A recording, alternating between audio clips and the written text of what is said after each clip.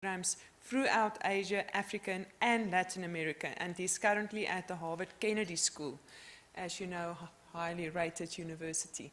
So I'm just going to open the discussion, and I'm going to ask each and every one of them just to use a minute or two and take us through a helicopter view of their journeys in becoming a tax scholar. I'm very much interested in their academic qualifications they've obtained, and then also their crossroads and how they've actually went about in making certain decisions, how that impacted their academic journeys, and very, very curious on those turbo boost moments maybe you might encountered along the way, and who influenced your journeys. And I'm going to start with Professor Rosengart.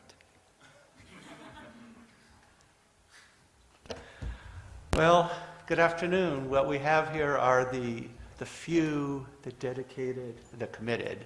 How many of you consider yourself accountants, or financial advisors, financial specialists, financial planners, lawyers? Other than my colleague here, is there another economist in the room? Okay. Well, we actually have two. Two is probably a surplus right now. Okay. Well, yeah, you'll see we have two Americans on the panel, but you'll hear two very different stories. We were talking with each other a little bit before. So what I would say is, in general, in the United States, career paths for tax practitioners are pretty well defined, but for taxation scholars, they are not well defined. So that's my first point. I'll just make 3 points. The second is that normally in the U.S., if you want to be a scholar in taxation, you're going to be subsumed by a broader discipline. And I'll just give an example from Harvard University. You might be in the law faculty, which is where a lot of our tax experts are. So you'll be at the Harvard Law School. And there's no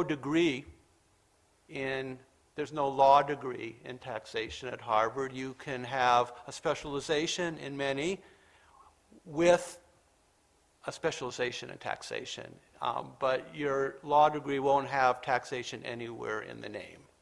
That would be one group. And the other major group would be in an economics faculty.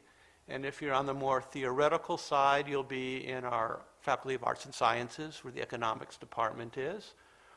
If you're on the more applied side, you'll be at the Harvard Kennedy School, a School of Government. And even in economics, it's a subset of a subset of a subset of a subset. So what does that mean? So you have economics, and then a piece of that is microeconomics.